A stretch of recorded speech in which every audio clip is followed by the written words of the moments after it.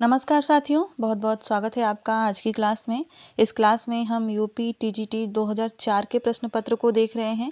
यह परीक्षा दोबारा हुई थी क्योंकि एक परीक्षा रद्द हो गई थी। तो रद्द हुई परीक्षा का प्रश्न पत्र में ज़्यादा अच्छे प्रश्न नहीं थे, इसलिए मैं उसको नहीं करवा रही हूँ। 2004 की पुनर्परीक्षा का प्रश्न पत्र मैं आप लोगों को करवा रही हूँ। देखते हैं पहला प्रश्न क्या पूछा गया था। पहला प्रश्न पूछा गया था, हिंदी साहित्य के प्रथम काल को आदिकाल नाम किसने दिया? शुक्ल ने, हजारी प्रसाद द्विवेदी ने, राहुल सिंह कृपयाल ने या वासुदेव शरण अग्रवाल ने? सही उत्तर है इसका हजारी प्रसाद द्विवेदी ने। आचार्य द्विवेदी द्वारा दिया गया नाम अधिकांश विद्वानों को मान्य है और आचार्य शुक्ल ने वीर रस प्रधान रासो रचनाओं के आधार पर हिंदी साहित्य के प्रथम काल को वीर गाथा काल कहा था। राहुल संकृत्याल ने सिद्ध सामंत काल नाम दिया था। प्रश्न संख्या 2 देखते हैं, हिंदी नवरत्न के लेखक कौन हैं? सही उत्तर है मिश्र बंधु। मिश्र बंधु हिंदी नवरत्न 1910 में प्रकाशित हुआ था नामक पुस्तक के लेखक हैं।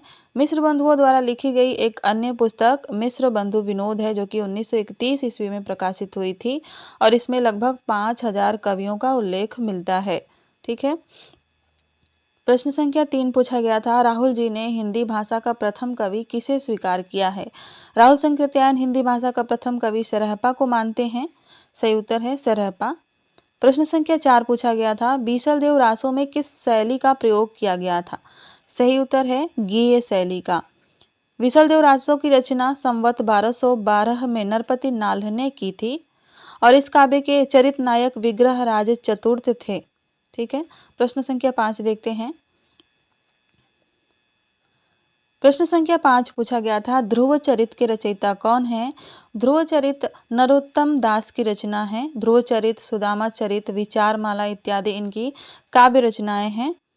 और अगर बात करें सुजान रसकान, अष्टयाम, प्रेम वाटिका, दान लीला इत्यादि, तो यह मुसलमान कृष्ण भक्त कवि रस खान की रचनाएं हैं। ठीक है।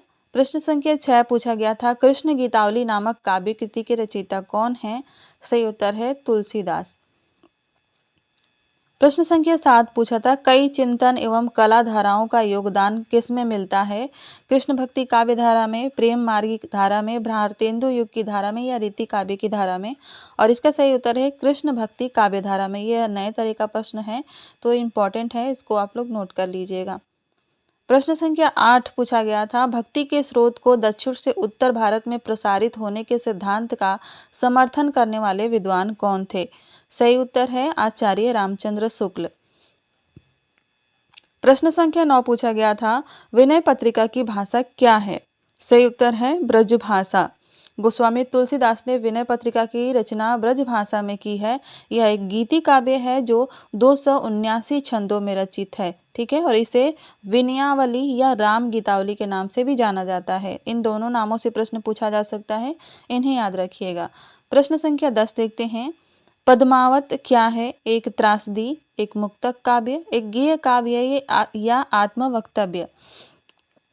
सही उत्तर है इसका एक त्रासदी। मलिक मोहम्मद जायसी द्वारा रचित पद्मावत सूफी प्रेमाख्यानक काव्यधारा की सर्वश्रेष्ठ कृति मानी जाती है। अवधी भाषा में लिखित पद्मावत महाकाव्य एक त्रासदी है। आखिरी कलाम, अखरावट, मसलानामा, चित्ररेखा इत्यादि इनके ग्रंथ हैं, यानी मलिक मोहम्मद जायसी के ग्रंथ हैं। प्रश्न संख्या 11 पूछा गया था, भक्ति काल के किस कवि ने संस्कृत को छोड़कर भी संस्कृत की शास्त्रीय परंपरा का निर्वहन किया? काफी अच्छे प्रश्न पूछे गए थे 2004 के प्रश्न पत्र में। सही उत्तर है तुलसीदास ने। संस्कृत की काव्य शास्त्रीय परंपरा का निर्वाह तुलसीदास ने किया था। रामचरितमानस, कवितावली, दोहावली, विनय पत्रिका, गीतावली, बरवे रामायण इत्यादि इनकी रचनाएं हैं। प्रश्न संख्या 12 पूछा गया था, भक्ति काल में गृहस्थ जीवन का जैसा सुंदर चित्रण सूरदास में मिलता है वैसा ही आधुनिक काल के किस कवि में मिलता है? हरिऔध में, जगन्नाथ दास रत्नाकर में, निराला में या मैथिली शरण गुप्त में? और इस प्रश्न का सही उत्तर है मैथिली शरण गुप्त में। इनकी रचनाओं को देख लेते हैं। इनकी रचनाएं हैं भारत भारती, पंचवटी, जयद्रथ वध, साकेत, यशोधरा, झंकार, जय भारत, विष्णुप्रिया इत्यादि। प्रश्न संख्या 13 है, ध्रुपद गायन का संबंध किस भाषा से है? ब्रज भाषा, अवधी, राजस्थानी या खड़ी बोली? सही उत्तर है ब्रज भाषा। ध्रुपद गायन ब्रज भाषा से संबंधित है। ग्वालियर नरेश मानसिंह तोमर ने ध्रुपद गायन को विशिष्ट पद रचना और गेय शैली में ढाला। ठीक है। गौहार, डांगुर, नौहार, खंडार, ध्रुपद गायन की शैली की 4 बानियां हैं। इंपॉर्टेंट प्रश्न है, इसको आप लोग याद रखिएगा। यह भी एक नया प्रश्न है। प्रश्न संख्या 14 पूछा गया था, बरवे नायिका भेद के रचनाकार कौन है? सही उत्तर है रहीम दास। रहीम दास बरवे नायिका भेद के रचनाकार है। अवधी भाषा में रचित रहीम की इसी रचना से प्रेरणा लेकर संत शिरोमणि तुलसीदास जी ने बरवे रामायण की रचना की थी। आगे देखते हैं। प्रश्न संख्या 15, रहीम कृत मदनाष्टक की भाषा क्या है? मदनाष्टक की भाषा है खड़ी बोली। मुगल शासक अकबर के दरबारी नवरत्नों में से एक थे अब्दुल रहीम खान खाना। इन्होंने अवधी, ब्रज और खड़ी बोली तीनों में रचनाएं की हैं और मदनाष्टक जो है खड़ी बोली की रचना है। इसके अलावा रहीम सतसई अवधी में है और बरवे नायिका भेद ब्रज भाषा में है। ठीक है। प्रश्न संख्या 16 है, छीत स्वामी किस धारा के कवि हैं? सही उत्तर है इसका अष्टछाप धारा के कवि। छीत स्वामी कृष्ण भक्ति से संबंधित वल्लभ संप्रदाय के अष्टछाप के कवि हैं। अष्टछाप की स्थापना 1565 ईस्वी में वल्लभाचार्य जी के पुत्र गोस्वामी विठलनाथ ने की और अष्टछाप में वल्लभाचार्य के 4 शिष्य सूरदास, कुंभनदास, परमानंद दास और कृष्णदास और विठलनाथ के 4 शिष्य गोविंद स्वामी, छीत स्वामी, चतुर्भुज दास और नंददास सम्मिलित हैं। इन शिष्यों को आपको अलग अलग याद करना पड़ेगा कि कौन से विठलनाथ के शिष्य थे और कौन वल्लभाचार्य जी के शिष्य थे। इनसे प्रश्न बनते हैं। प्रश्न संख्या 17 है, जाति विलास के रचयिता कौन है? सही उत्तर है देव। जाति विलास, भाव विलास, भवानी विलास, कुशल विलास, रस विलास, काव्य रसायन, प्रेम तरंग, प्रेम चंद्रिका, प्रेम दीपिका इत्यादि रीतिकालीन कवि देव की रचनाएं हैं। प्रश्न संख्या 18 पूछा गया था, किस रचना को छंदों का अजायब घर कहा जाता है? रामचरितमानस, चंचन वर्णन की महिमा, रामचंद्रिका या पृथ्वीराज रासो? सही उत्तर है इसका रामचंद्रिका। रीतिकालीन कवि आचार्य केशव दास द्वारा रचित राम कथा पर आधारित महाकाव्य रामचंद्रिका को छंदों का अजायब घर कहा जाता है। प्रश्न संख्या 19 पूछा गया था, सखी लीनो मीन मृग खंजन कमल नैन, सखी लीनो जस ओ प्रताप को कहानी है। यह पंक्तियां किस कवि की हैं?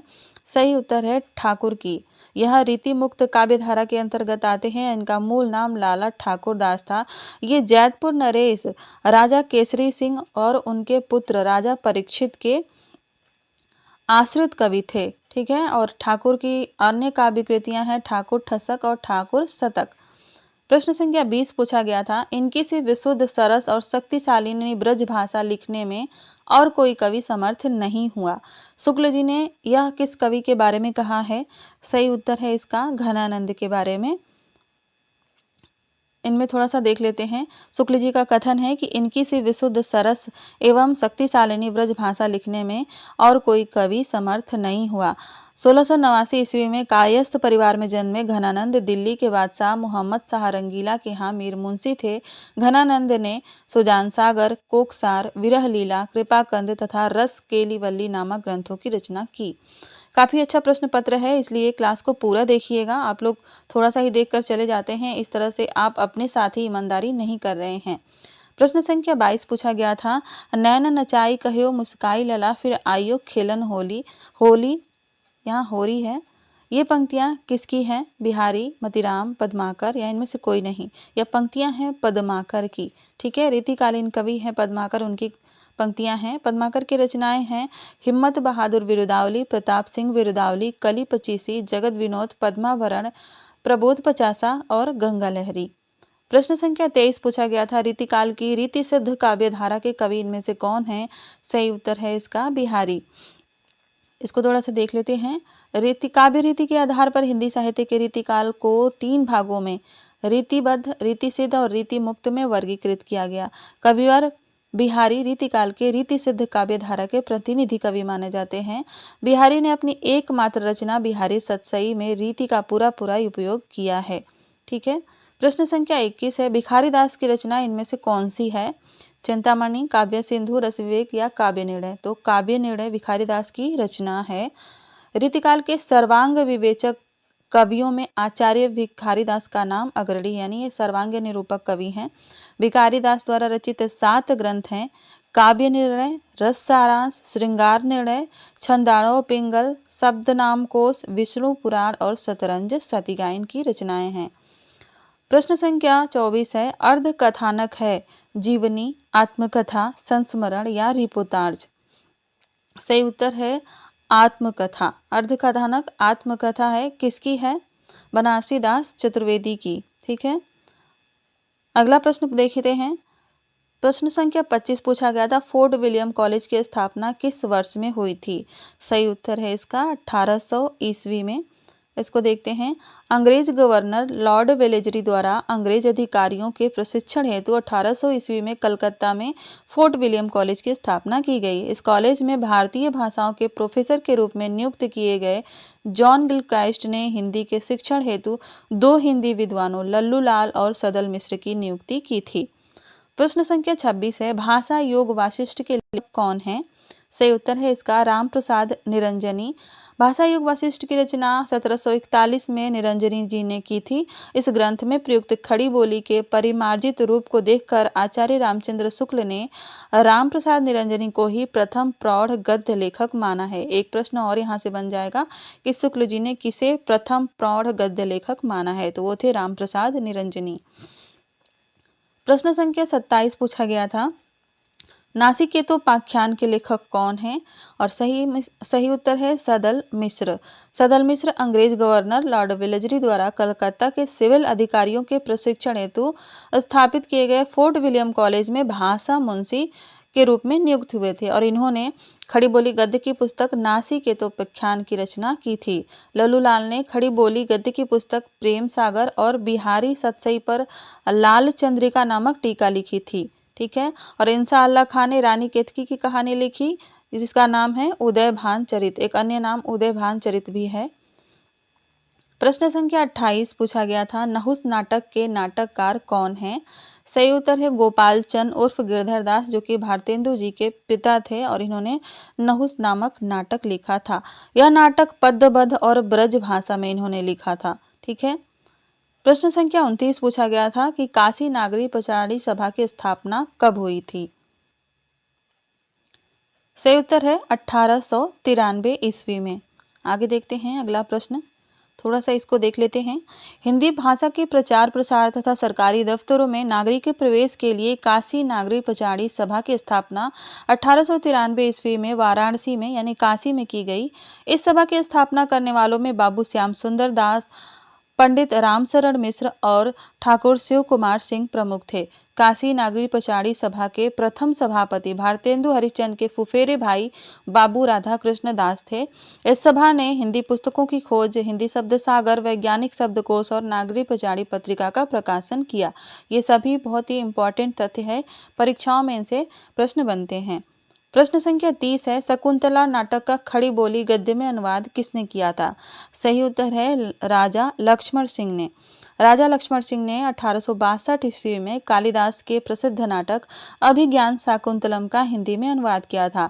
राजा लक्ष्मण सिंह के अनुदित शकुंतला नाटक की भाषा देखकर अंग्रेज विद्वान फ्रेडरिक पिनकार्ट ने प्रसन्न होकर इस नाटक पर परिचयात्मक लेख लिखा था। डॉक्टर लक्ष्मण सिंह ने 1855 ईस्वी से प्रजा हितैषी नामक पत्र भी निकाला था। प्रश्न संख्या 31 पूछा गया था कि भारतेंदु ने अपना बलिया वाला ऐतिहासिक व्याख्यान कब दिया था? सही उत्तर है 1884 ईस्वी में। आधुनिक हिंदी साहित्य के प्रणेता भारतेंदु हरिश्चंद्र ने अपना बलिया का ऐतिहासिक व्याख्यान 1884 ईस्वी में दिया था, जिसे बलिया वाला भाषण के नाम से भी जाना जाता है। यह व्याख्यान भारतवर्ष की उन्नति कैसे हो सकती है शीर्षक से हरिश्चंद्र चंद्रिका में दिसंबर 1884 में प्रकाशित हुआ था। यानी यह निबंध है, यानी कि व्याख्यान को ही निबंध का रूप देकर प्रकाशित किया गया था, भारतवर्ष की उन्नति कैसे हो सकती है। प्रश्न संख्या 32 है, परीक्षा गुरु उपन्यास के लेखक कौन है? सही उत्तर है लाला श्रीनिवास दास। भारतेंदु युग के प्रसिद्ध लेखक लाला श्रीनिवास दास ने 1882 ईस्वी में परीक्षा गुरु नामक उपन्यास की रचना की। अधिकांश विद्वानों ने परीक्षा गुरु को हिंदी का पहला उपन्यास माना है। इस मौलिक उपन्यास में दिल्ली के एक सेठ की पुत्र की कहानी के माध्यम से भारतीय सभ्यता और संस्कृति की श्रेष्ठता का प्रतिपादन करते हुए उपदेशात्मक आधार ग्रहण किया गया है। पूछा जा सकता है कि किस शहर का वर्णन है, तो दिल्ली के एक सेठ के पुत्र की कहानी इसमें वर्णित है। प्रश्न संख्या 33 पूछा गया था, भारतेंदु युग की केंद्रीय विधा क्या है? सही उत्तर है नाटक। भारतेंदु युग में बहुत ज्यादा नाटक लिखे गए थे। हिंदी में अनेक नवीन विधाओं जैसे नाटक, उपन्यास, कहानी, निबंध का प्रवर्तन भी इसी काल में हुआ था, भारतेंदु युग में ही। प्रश्न संख्या 34 देखते हैं। प्रश्न संख्या 34 है, कचहरियों में हिंदी प्रवेश आंदोलन का मुख्य पत्र किस पत्र को कहा जाता है? सही उत्तर है इसका इनमें से कोई नहीं। भारतेंदु युग में कचहरियों यानी न्यायालयों में हिंदी भाषा के प्रयोग किए जाने वाले आंदोलन का मुख्य पत्र भारत मित्र था। ठीक है, इंपॉर्टेंट है, यहाँ से प्रश्न बन सकता है। कलकत्ता से निकलने वाले इस पत्र के संपादक बाल मुकुंद गुप्त एवं रुद्रदत्त थे। यह हिंदी का पहला सुसंगठित दैनिक पत्र था। कवि वचन सुधा, हरिश्चंद्र मैगजीन और हरिश्चंद्र चंद्रिका का संपादन भारतेंदु हरिश्चंद्र जी करते थे। प्रश्न संख्या 36 पूछा गया था, संयोगिता स्वयंवर क्या है? सही उत्तर है नाटक है लाला श्रीनिवास दास का। इसके अलावा प्रहलाद चरित, तत्व संवरण, रणधीर प्रेम मोहिनी इत्यादि लाला श्रीनिवास दास के अन्य नाटक हैं। प्रश्न संख्या 37 पूछा गया था, ब्राह्मण के संपादक कौन थे? सही उत्तर है प्रताप नारायण मिश्र। ब्राह्मण पत्र था, कानपुर से प्रकाशित होता था 1883 ईस्वी से। इसके संपादक थे प्रताप नारायण मिश्र। और पंडित बालकृष्ण भट्ट के संपादन में प्रयाग से हिंदी प्रदीप निकलता था 1877 ईस्वी में। प्रश्न संख्या 38 देखते हैं। प्रश्न संख्या 38 है, आनंद कादम्बिनी के संपादक कौन थे? सही उत्तर है इसका बद्री नारायण चौधरी। प्रेमघन, मिर्जापुर उत्तर प्रदेश से प्रकाशित होती थी आनंद कादम्बिनी 1881 ईस्वी से। अगला प्रश्न देखते हैं। प्रश्न संख्या 40 पूछा गया था, नूतन ब्रह्मचारी है। सही उत्तर है इसका एक उपन्यास। नूतन ब्रह्मचारी, 100 अजान एक सुजान, रहस्य कथा भारतेंदु युगीन रचनाकार बालकृष्ण भट्ट द्वारा रचित उपन्यास है। इसके अलावा देखें तो नल दमयंती, स्वयंवर, बृहनल्ला, वेड़ी संहार, कलिराज की सभा, रेल का विकट खेल, शिक्षादान, बाल विवाह इत्यादि बालकृष्ण भट्ट के प्रमुख नाटक हैं। प्रश्न संख्या 40 पूछा गया था, भूतनाथ उपन्यास के रचयिता कौन है? सही उत्तर है देवकी नंदन खत्री। भूतनाथ, चंद्रकांता, चंद्रकांता संतति, काजर की कोठरी, कुसुम कुमारी, नरेंद्र मोहिनी, वीरेंद्र वीर इत्यादि देवकी नंदन खत्री द्वारा लिखे गए उपन्यास हैं। वहीं बात करें श्यामा स्वप्न उपन्यास की, तो ठाकुर जगमोहन सिंह की रचना है। निस्सहाय हिंदू राधा कृष्ण दास की रचना है। सरकटी लाश, जासूस की जासूसी, जासूस की भूल, जासूस की अयारी गोपाल राम गहमरी के उपन्यास हैं। प्रश्न संख्या 41 देखते हैं, खड़ी बोली हिंदी का प्रथम महाकाव्य कौन सा है? सही उत्तर है प्रिय प्रवास। 1914 ईस्वी में प्रकाशित हुआ था। लेखक थे अयोध्या सिंह उपाध्याय हरिऔध। इसे खड़ी बोली हिंदी का प्रथम महाकाव्य माना जाता है। प्रश्न संख्या 42 है, द्विवेदी युग के संपूर्णतः प्रतिनिधि कवि कौन है? सही उत्तर है मैथिली शरण गुप्त। प्रश्न संख्या 43 पूछा गया था, भारत भारती में किस भावना की रूपरेखा प्रस्तुत है? तो सही उत्तर है राष्ट्रीय भावना। राष्ट्रीय काव्यधारा के प्रतिनिधि कवि मैथिली शरण गुप्त द्वारा रचित भारत भारती का प्रकाशन 1912 ईस्वी में हुआ था। भारत भारती गुप्त जी की राष्ट्रीय भावना पूर्णतः मुखरित हुई है। भारत भारती में गुप्त जी की राष्ट्रीय भावना पूर्णतः मुखरित हुई है और राष्ट्रीय चेतना के साथ साथ भारत भारती में भारत के अतीत का गौरव गान भी किया गया है। प्रश्न संख्या 44 पूछा गया था, संपत्ति शास्त्र के लेखक कौन है? सही उत्तर है इसका महावीर प्रसाद द्विवेदी। इनके अन्य रचनाएं जैसे हैं संपत्ति शास्त्र, अतीत स्मृति, रसज्ञ रंजन, कालिदास की निरंकुशता, कवि और कविता यह पूछी जाती है। आत्मनिवेदन यह भी पूछी जाती है रचना, कवि कर्तव्य, महाकवि माह का प्रभात वर्णन इत्यादि सरस्वती पत्रिका में यह प्रकाशित हुए थे और सरस्वती पत्रिका के यह संपादक भी थे महावीर प्रसाद द्विवेदी। ठीक है, अगला प्रश्न देखते हैं। रत्नाकर कृत गंगा अवतरण किस छंद में लिखा गया था? जगन्नाथ दास रत्नाकर की रचना है गंगा अवतरण। यह किस छंद में है? सही उत्तर है रोला छंद में। रोला छंद के बारे में देखते हैं। इसके प्रत्येक चरण में 24 मात्राएं होती हैं और प्रत्येक चरण में 11 और 13 मात्राओं पर यति और चरण के अंत में 2 गुरु और 2 लघु वर्ण होते हैं। प्रश्न संख्या 46 है, सरदार पूर्ण सिंह विख्यात हैं। सही उत्तर है इसका निबंधकार के रूप में। सरदार पूर्ण सिंह द्विवेदी युग के सर्वाधिक सशक्त निबंधकार के रूप में विख्यात हैं। अध्यापक पूर्ण सिंह द्वारा लिखे गए भावात्मक निबंधों में सच्ची वीरता, आचरण की सभ्यता, पवित्रता, मजदूरी और प्रेम, कन्यादान और अमेरिका का मस्त योगी वाट व्हिटमैन इत्यादि हैं। इतने ही निबंध हैं इनके। प्रश्न संख्या 47 है, कविता के लिए खड़ी बोली के पक्ष में आंदोलन की शुरुआत किसने की थी? सही उत्तर है इसका अयोध्या प्रसाद खत्री ने। प्रश्न संख्या 48 पूछा गया था, जगत सच्चाई सार कविता के रचयिता कौन है? सही उत्तर है श्रीधर पाठक। जगत सच्चाई सार, कश्मीर सुषमा, देहरादून, भारत गीत आदि द्विवेदी युग के स्वच्छंदतावादी कवि श्रीधर पाठक की काव्य कृतियां हैं। कालिदास का ऋतु संहार, गोल्ड स्मिथ के हर्मिट का एकांतवासी योगी एवं गोल्ड स्मिथ के ही डेजर्टेड विलेज तथा द ट्रेवलर का अनुवाद क्रमशः उजड़ ग्राम तथा श्रांत पथिक नाम से इन्होंने किया था। प्रश्न संख्या 49 पूछा गया था, स्वच्छंदतावाद की विशेषता नहीं है। प्रकृति पर्यवेक्षण, प्रेम चित्रण, कथा गीत प्रयोग या ब्रजभाषा में रचना। सही उत्तर है इसका ब्रजभाषा में रचना। प्रश्न संख्या 50 देखते हैं। प्रश्न संख्या 50 पूछा गया था, लोकायतन के रचयिता कौन है? सही उत्तर है इसका सुमित्रा नंदन पंत। लोकायतन, चिदंबरा, गीत हंस, पतझर एक, भाव क्रांति, शंख ध्वनि, किरण वीणा, ग्राम्या, युगांत, युगवाणी, गुंजन, पल्लव, वीणा, ग्रंथि, उच्छ्वास इत्यादि इनकी रचनाएं हैं। वहीं बात करें अनामिका, गीतिका, परिमल, तुलसीदास, कुकुरमुत्ता, अपरा, अर्चना, सरोज स्मृति, राम की शक्ति पूजा, तो ये निराला की रचनाएं हैं। वहीं बात करें माखनलाल चतुर्वेदी की, तो हिम तरंगिनी, हिम किरीटिनी, युग चरण, समर्पण एवं माता नामक ग्रंथों की रचना इन्होंने की है। और बालकृष्ण शर्मा नवीन ने कुमकुम, अपलक, रश्मि रेखा, क्वासी, हम विस्पाई, जन्म के इत्यादि काव्य कृतियों की रचना की है। प्रश्न संख्या 51 देखते हैं, आंसू क्या है?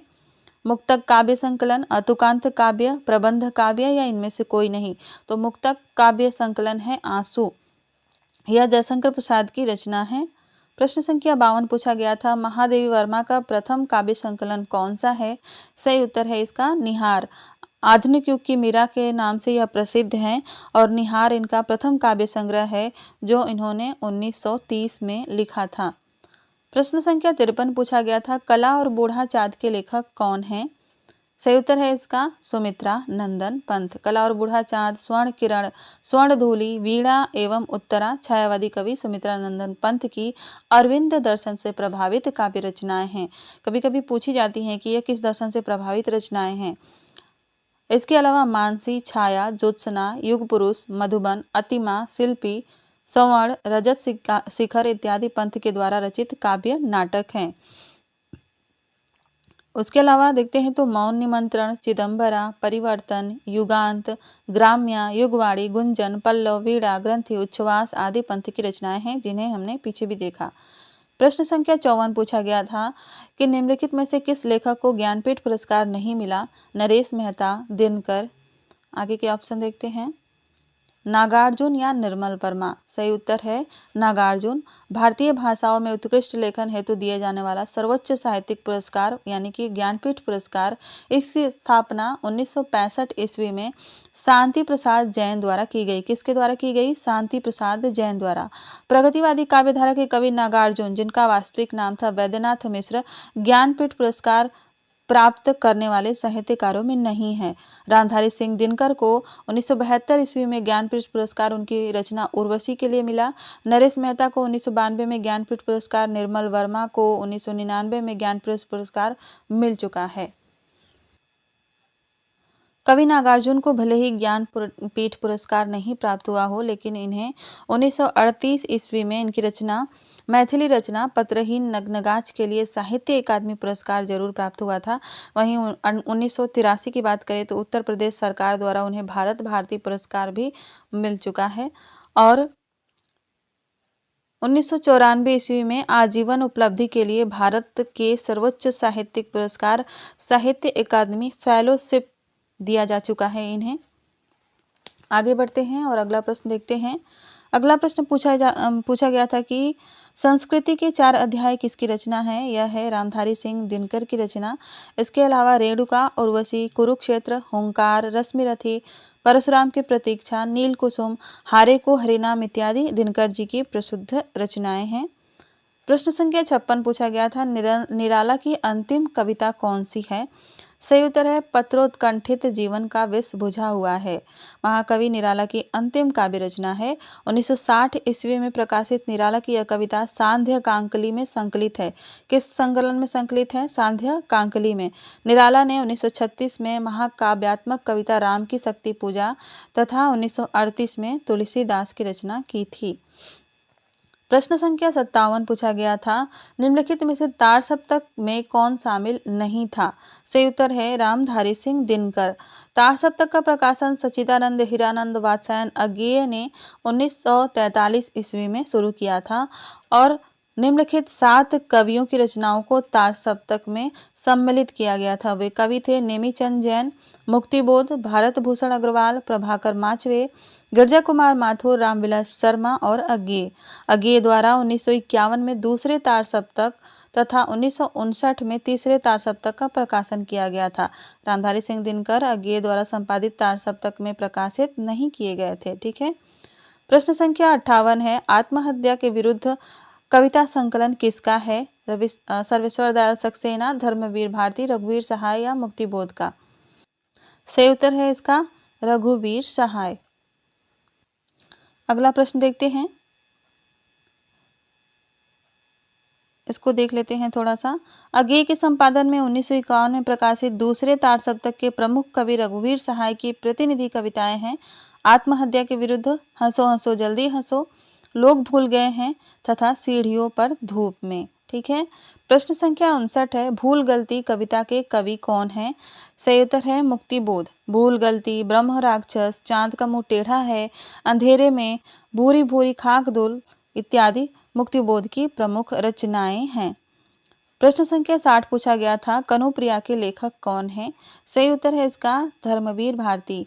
कनुप्रिया, अंधा युग, ठंडा लोहा, 7 गीत वर्ष इत्यादि धर्मवीर भारती की प्रमुख काव्य कृतियां हैं। वहीं गुनाहों का देवता और सूरज का 7वां घोड़ा इनके उपन्यास हैं तथा गुल की बन्नो, बंद गली का आखिरी मकान, सावित्री नंबर 2, चांद और टूटे हुए लोग इनकी कहानियां हैं। ठीक है। प्रश्न संख्या 61 देखते हैं नए इलाके में किसकी काव्य कृति है? इंपॉर्टेंट प्रश्न है और सही उत्तर है इसका अरुण कमल।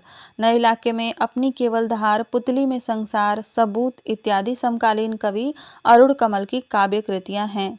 ठीक है। उसके अलावा कसे कबूतर, सुनो कारीगर, उदय प्रकाश की काव्य कृतियां हैं। ठीक है। प्रश्न संख्या 62 कुआनो नदी कविता संग्रह के कवि कौन है? सही उत्तर है सर्वेश्वर दयाल सक्सेना। कुआनो नदी, खुटियों पर टंगे लोग, जंगल का दर्द, एक सुनी नाव, गर्म हवाएं, काठ की घंटियां, बांस का पुल इत्यादि सर्वेश्वर दयाल सक्सेना द्वारा लिखी गई काव्य कृतियां हैं। प्रश्न संख्या 63 देखते हैं मगध कविता संग्रह के रचयिता कौन है? सही उत्तर है श्रीकांत वर्मा। मगध, जलसा घर, माया दर्पण, भटका मेघ, दिनारंभ आदि नई कविता के समकालीन कवि श्रीकांत वर्मा की रचनाएं हैं। प्रश्न संख्या 64 पूछा गया था रामचंद्र वर्मा प्रसिद्ध हैं। सही उत्तर है कोसकार के रूप में। इंपॉर्टेंट प्रश्न है यह। रामचंद्र वर्मा हिंदी भाषा के प्रमुख कोसकार हैं। ये हिंदी शब्द सागर के संपादक मंडल के प्रमुख सदस्य थे।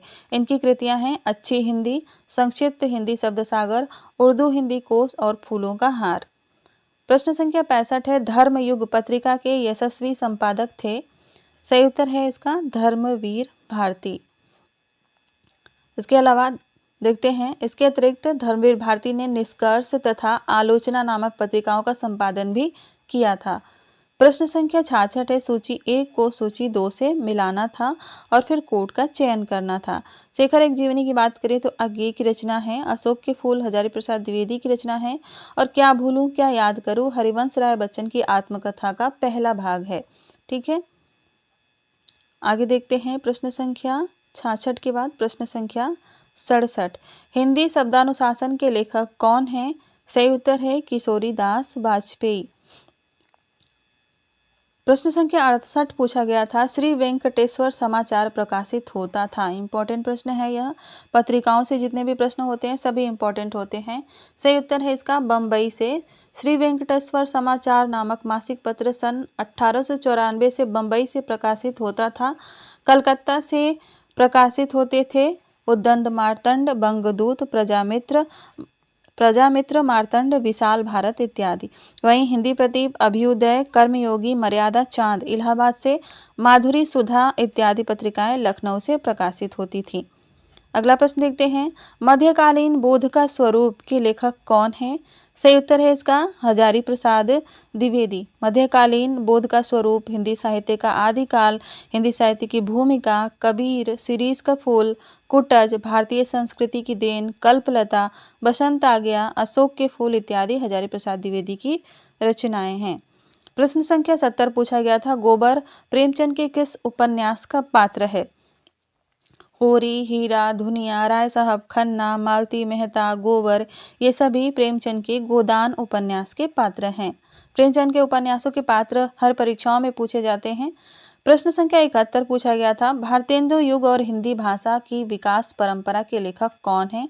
सही उत्तर है इसका रामविलास शर्मा। प्रमुख मार्क्सवादी आलोचक माने जाते हैं। रामविलास शर्मा ने भारतेंदु युग और हिंदी भाषा का विकास परंपरा, प्रगति और परंपरा, आस्था और सौंदर्य, प्रगतिशील साहित्य की समस्याएं, भाषा, साहित्य और संस्कृति, मार्क्सवाद और प्राचीन साहित्य, भाषा और समाज, नई कविता और अस्तित्ववाद, भारत के प्राचीन भाषा परिवार और हिंदी आदि आलोचनात्मक कृतियों की रचना इन्होंने की थी। ठीक है।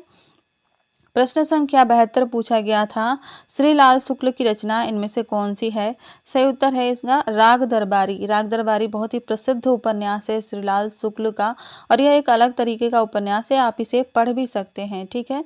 इसके अलावा देखिए तो आदमी का जहर, अज्ञातवास, सीमाएं टूटती है, विश्रामपुर का संत,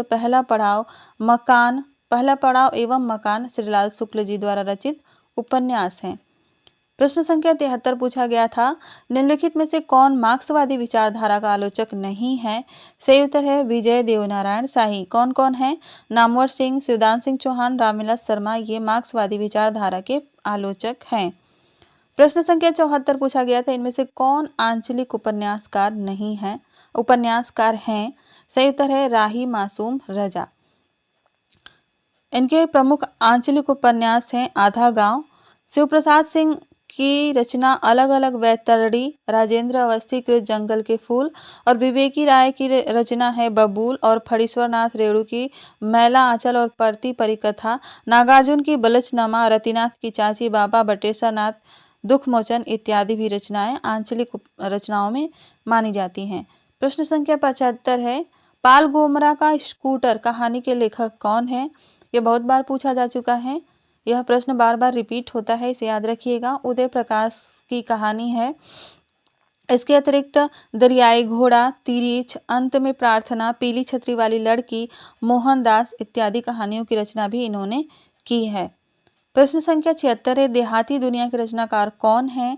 सही उत्तर है इसका शिवपूजन सहाय। देहाती दुनिया के रचनाकार भाषा के जादूगर के नाम से प्रसिद्ध शिवपूजन सहाय हैं। अतीत स्मृति, उत्सव, रामलाल पंडित, श्रद्धांजलि के दो फूल इत्यादि पद्मलाल पुन्नालाल बख्शी के निबंध हैं, इनकी विधा पूछी जा सकती है। इसके अलावा कुछ एवं पंचपात्र बख्शी जी के निबंध संग्रह हैं। प्रश्न संख्या 77 पूछा गया था, गेहूं और गुलाब की रचना विधा क्या है? सही उत्तर है इनमें से कोई नहीं। गेहूं और गुलाब ना उपन्यास है, ना कहानी है, यह ना नाटक है। गेहूं और गुलाब, माटी की मूर्तें, लाल तारा इत्यादि राम वृक्ष बेनीपुरी द्वारा लिखे गए रेखा चित्र हैं। प्रश्न संख्या 78 है, निषाद बांसुरी की रचना विधा क्या है? सही उत्तर है ललित निबंध। निषाद बांसुरी, विषाद योग, रस आखेटक, प्रिया नीलकंठी, पर्ण मुकुट, महाकवि की तर्जनी, ये कुबेरनाथ राय के प्रमुख निबंध संग्रह हैं। कुबेरनाथ राय रसधर्मा ललित निबंधकार हैं। ठीक है। प्रश्न संख्या 79 पूछा गया था, आधा गांव के लेखक कौन है? आधा गांव राही मासूम रजा की रचना है। टोपी शुक्ला, ओस की बूंद, हिम्मत जौनपुरी, सीन 75, दिल एक सादा कागज राही मासूम रजा के उपन्यास हैं। प्रश्न संख्या 80 पूछा गया था, हिंदी में शिकार साहित्य के अप्रतिम लेखक कौन है? सही उत्तर है श्री राम शर्मा। हिंदी में शिकार साहित्य के प्रमुख लेखक श्री राम शर्मा हैं। कहानीकार चंद्रधर शर्मा गुलेरी ने उसने कहा था, बुद्धू का कांटा और सुखमय जीवन नामक 3 कहानियां इन्होंने लिखी है। प्रश्न संख्या 81 पूछा गया था, चारुचंद्र लेख के उपन्यासकार कौन है? सही उत्तर है हजारी प्रसाद द्विवेदी। चारुचंद्र लेख, पुनर्नवा, बाणभट्ट की आत्मकथा, अनाम दास का पोथा, ये इनके उपन्यास हैं। प्रश्न संख्या 82 देखते हैं, गली आगे मूर्ति है के लेखक कौन है? सही उत्तर है इसका शिव प्रसाद सिंह। गली आगे मूर्ति है। उसके अलावा अलग अलग बैतरणी, दिल्ली दूर है, औरत, कुहरे में युद्ध, वैश्वानर, सैलूस, नीला चांद इत्यादि शिव प्रसाद सिंह के उपन्यास हैं। प्रश्न संख्या 83 देखते हैं, काला जल का कथानक किस समस्या से संबंधित है? सही उत्तर है इसका स्त्री उत्पीड़न। काला जल, सांप और सीढ़ी, नदी की सीपियां, कस्तूरी, पत्थरों में बंद आवाज, ये गुलशेर खां सानी के उपन्यास हैं। ठीक है, काला जल का कथानक याद रखिएगा, यह प्रश्न इंपॉर्टेंट है। ठीक है, प्रश्न संख्या 84 पूछा गया था, पृथ्वीराज की आंखें शीर्षक नाटक के रचयिता कौन है? सही उत्तर है इसका राम कुमार वर्मा। रामकुमार वर्मा एकांकी नाटककार माने जाते हैं। पृथ्वीराज की आंखें, रेशमी टाई, चारुमित्रा, बादल की मृत्यु, सप्तकिरण, रजत रश्मि, रिमझिम, इंद्रधनुष, पांचजन्य, कौमुदी महोत्सव, मयूर पंख इत्यादि रामकुमार वर्मा द्वारा लिखे गए प्रमुख एकांकी नाटक हैं। ठीक है, प्रश्न संख्या 85 पूछा गया था, नेताजी कहिन के लेखक कौन है? सही उत्तर है मनोहर श्याम जोशी। नेताजी कहिन, कुरु कुरु स्वाहा, हरिया हरकुलिस की कहानी, हमजाद, क्याप इत्यादि मनोहर श्याम जोशी द्वारा लिखे गए उपन्यास हैं। प्रश्न संख्या 86 देखते हैं, निम्नलिखित उपन्यासों में से प्रेमचंद का अंतिम उपन्यास कौन सा है? प्रेमचंद का अंतिम उपन्यास गोदान माना जाता है, जो कि 1936 ईस्वी में प्रकाशित हुआ था। 1918 ईस्वी में लिखा गया सेवा सदन प्रेमचंद जी द्वारा लिखा गया प्रथम प्रौढ़ हिंदी उपन्यास माना जाता है। ठीक है, प्रश्न संख्या 87 है, टेढ़े मेढ़े रास्ते के लेखक कौन है?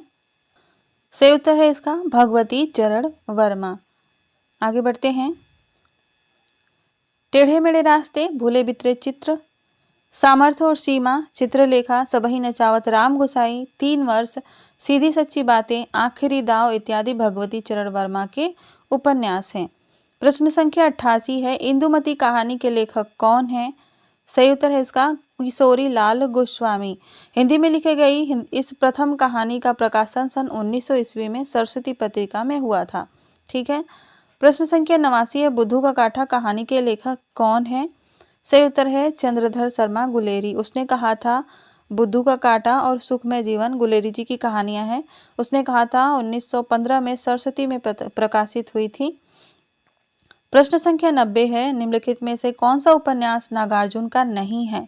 सही उत्तर है परती परिकथा, जो कि आंचलिक उपन्यास रेणु जी के उपन्यास हैं। प्रश्न संख्या 91, दुलाई वाली किस विधा की रचना है? सही उत्तर है कहानी। दुलाई वाली बंग महिला द्वारा लिखित कहानी है। बंग महिला का अन्य नाम राजेंद्र बाला घोष भी है। यह कहानी 1907 ईस्वी में सरस्वती पत्रिका में प्रकाशित हुई थी। प्रश्न संख्या 92 देखते हैं। इस प्रैक्टिस सेट में 125 प्रश्न हैं। तब तक 125 प्रश्न पूछे जाने लगे थे। इससे पहले हम 85 प्रश्न देख रहे थे। प्रश्न संख्या 92 है, जुलूस उपन्यास के लेखक कौन है? सही उत्तर है फणीश्वर नाथ रेणु। इनके उपन्यासों को देख लेते हैं। जुलूस है, दीर्घ तपा है, कितने चौराहे, कलंक मुक्ति, परती परिकथा और मैला अचल। ठीक है, प्रश्न संख्या 93 है, बकरी नाटक के रचयिता कौन है? बकरी नाटक बहुत ही प्रसिद्ध नाटक है सर्वेश्वर दयाल सक्सेना का। इसके अलावा लड़ाई, अब गरीबी हटाओ, कल भात आएगा इत्यादि इनके प्रसिद्ध नाटक हैं। अब तक आप क्लास देख रहे हैं और क्लास आपको अच्छी लग रही हो तो क्लास को लाइक कीजिएगा और अपने दोस्तों के साथ भी शेयर कीजिएगा। प्रश्न संख्या 94 है, निम्नलिखित में से किस कृति के लेखक रामविलास शर्मा हैं? सही उत्तर है भाषा और समाज। इसको देख लेते हैं। भाषा और समाज के लेखक रामविलास शर्मा हैं। डॉक्टर रामविलास शर्मा, शिवदान सिंह चौहान, डॉक्टर देवराज और प्रकाश चंद्र गुप्त, शमशेर बहादुर सिंह, डॉक्टर नामवर सिंह हिंदी के मार्क्सवादी प्रगतिवादी समीक्षक हैं। निराला की साहित्य साधना, प्रगति और परंपरा, प्रगतिशील साहित्य की समस्याएं, आस्था और सौंदर्य, प्रेमचंद और उनका युग, नई कविता और अस्तित्ववाद इत्यादि रामविलास शर्मा की आलोचनात्मक कृतियां हैं। प्रश्न संख्या 95 पूछा गया था, प्रेमचंद की कृति जिसे ब्रिटिश शासन द्वारा जब्त कर लिया गया था वह कौन सी है?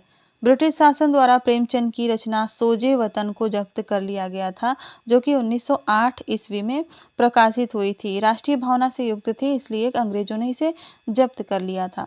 प्रश्न संख्या 96 पूछा गया था, मृगनयनी उपन्यास के रचनाकार कौन है? सही उत्तर है इसका वृंदावन लाल वर्मा। मृगनयनी, झांसी की रानी, गढ़कुंठार, विराटा की पद्मिनी, प्रत्यागत, गुंडली चत्र इत्यादि वृंदावन लाल वर्मा की औपन्यासिक कृतियां हैं, यानी उपन्यास हैं। ठीक है।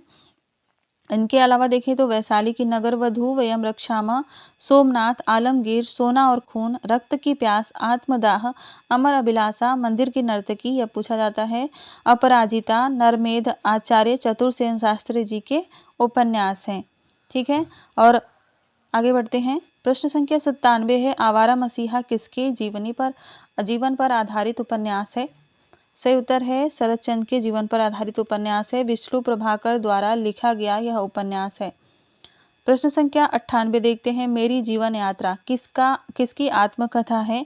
सही उत्तर है राहुल सांकृत्यायन की आत्मकथा। वहीं बात करें मेरा जीवन प्रवाह, तो यह वियोगी हरि द्वारा लिखित है। कुछ आप बीती कुछ जग बीती भारतेंदु हरिश्चंद्र की आत्मकथा है। निज वृत्तांत अंबिका दत्त व्यास की आत्मकथा है। और परिव्राजक की प्रजा शांति प्रिय द्विवेदी जी की आत्मकथा है। सिंहावलोकन यशपाल की आत्मकथा है। और मेरी असफलताएं गुलाब राय द्वारा लिखी गई आत्मकथा है। सबकी आत्मकथाओं को याद रखिएगा। प्रश्न संख्या 99 है, एक बूंद सहसा उछली किस विधा की रचना है? सही उत्तर है यात्रा वृत्तांत की। एक बूंद सहसा उछली, अरे यायावर रहेगा याद अज्ञे द्वारा लिखे गए यात्रा वृत्तांत हैं। इनके अलावा हरि घाटी डॉक्टर रघुवंश द्वारा, अप्रवासी की यात्राएं डॉक्टर नगेंद्र द्वारा, चीड़ों पर चांदनी निर्मल वर्मा द्वारा, आखिरी चट्टान तक मोहन राकेश द्वारा और मेरी लद्दाख यात्रा राहुल सांकृत्यायन द्वारा लिखे गए यात्रा वृत्तांत हैं। ठीक है, ये बहुत ही महत्वपूर्ण है। डॉक्टर नगेंद्र द्वारा यह लिखा गया अप्रवासी की यात्राएं मोस्ट इम्पॉर्टेंट है, इसको आप लोग नोट कर लीजिएगा। ठीक है। प्रश्न संख्या 100, नित्य प्रति पुण्योई रहे आनंद उप उजास में कौन सा अलंकार है? सही उत्तर है इसका अतिशयोक्ति अलंकार। प्रश्न संख्या 101 देखते हैं, अवधि का निजी छंद कौन सा है? प्रश्न संख्या 101 पूछा गया था, अवधि का निजी छंद कौन सा है? सही उत्तर है बरवे। बरवे अर्ध सम मात्रिक छंद है। इसके विषम चरणों यानी कि प्रथम व तृतीय में 12-12 मात्राएं और सम चरणों यानी दूसरे और चौथे में 7-7 मात्राएं होती हैं। और इनके सम चरणों के अंत में प्रायः जगड़ या तगड़ पड़ता है। प्रश्न संख्या 102 पूछा गया था, कनक कनकते सौगुनी मादकता अधिकाय में कौन सा अलंकार है? सही उत्तर है इसका यमक अलंकार। यह बहुत ही प्रसिद्ध है। प्रश्न संख्या 103 पूछा गया था, ध्वन्यालोक किस तत्व से संबंधित ग्रंथ है? सही उत्तर है ध्वनि। आनंदवर्धन द्वारा रचित ध्वन्यालोक ध्वनि से संबंधित है। आनंदवर्धन ने अपने ध्वन्यालोक ग्रंथ में ध्वनि को काव्य का विशिष्ट तत्व बताया है। प्रश्न संख्या 104 पूछा गया था, निम्नलिखित में से कौन सा दोहे का विपरीत छंद है?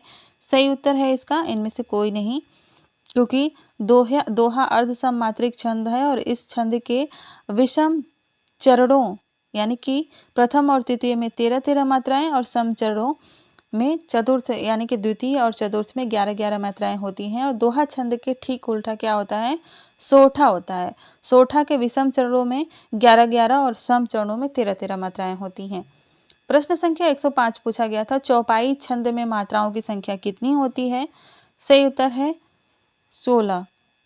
अब तो इस तरह से प्रश्न नहीं पूछे जाते हैं, तब पूछे जाते थे। अब चौपाइयों में पंक्तियां देकर पूछी जाती हैं कि कौन सा छंद है।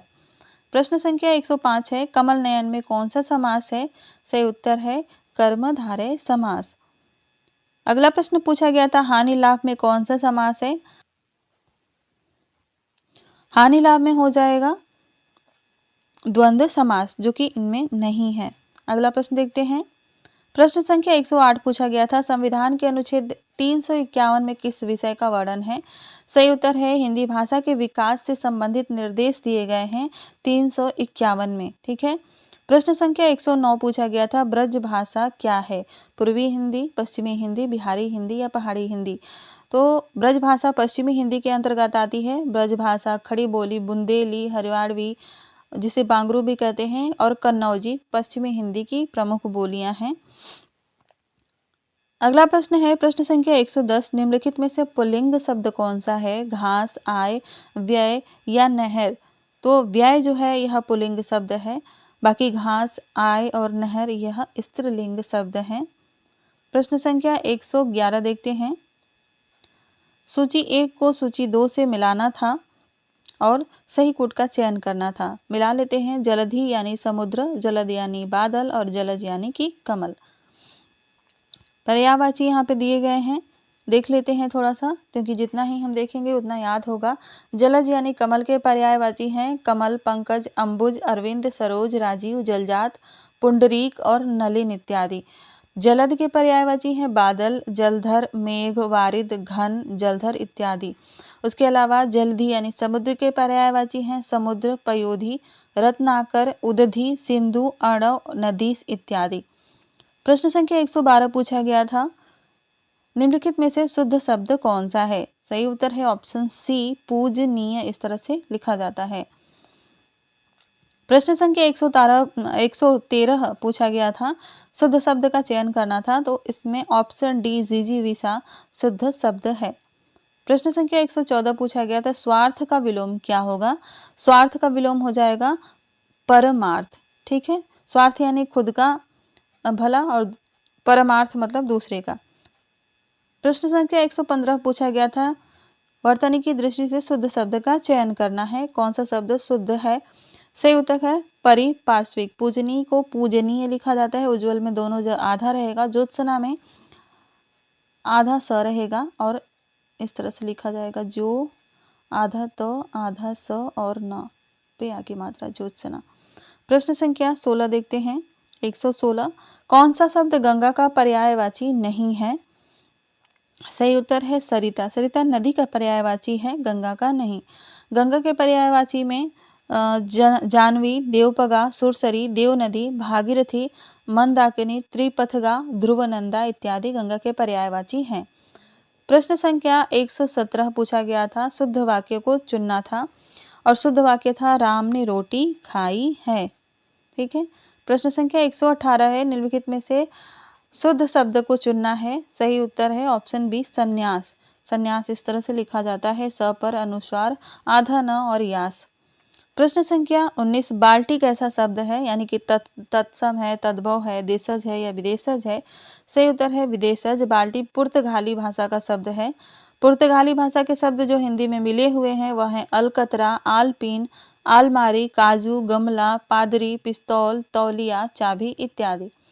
प्रश्न संख्या 120 पूछा गया था, खेत रहना मुहावरे का अर्थ क्या है? सही उत्तर है इसका, युद्ध में शहीद होना। प्रश्न संख्या 121 है, न 9 मन तेल होगा न राधा नाचेगी, इसका क्या अर्थ होगा? सही उत्तर है इसका, असंभव कार्य। आगे देखते हैं प्रश्न संख्या 122। प्रश्न संख्या 122 पूछा गया था, निम्नलिखित में से लोकोक्ति चुनना था। अंधे की लकड़ी 9 2 11 गले पड़ना या अधजल गगरी छलकत जाए? सही उत्तर है अधजल गगरी छलकत जाए लोकोक्ति हैं। अंधे की लकड़ी 9 2 11 और गले पड़ना मुहावरे हैं। प्रश्न संख्या 123 को हमें सूची 1 से सूची 2 को मिलाना था और सही कूट का चयन करना था। सही बात करें, सही मिला लेते हैं। 10 कुमार चरितम दंडी की रचना है। नैषधीय चरितम जो है यह श्रीहर्ष की रचना है और उत्तर रामचरितम भवभूति की रचना है। आगे बढ़ते हैं, प्रश्न संख्या 124 पूछा गया था, अभिन्न शब्द का संधि विच्छेद क्या होगा? सही उत्तर है अभित धन न अभिन्न शब्द का सही संधि विच्छेद होगा और इसमें व्यंजन संधि है। प्रश्न संख्या 125 है, अनंत का सही संधि विच्छेद क्या होगा? और यह इस प्रैक्टिस सेट का अंतिम प्रश्न है। क्लास कैसी लगी कमेंट करके जरूर बताइएगा। अनंत का संधि विच्छेद हो जाएगा अन धन अंत, ऑप्शन बी इसका राइट आंसर है। क्लास कैसी लगी कमेंट करके ज़रूर बताइएगा। मिलते हैं अगली क्लास में। धन्यवाद।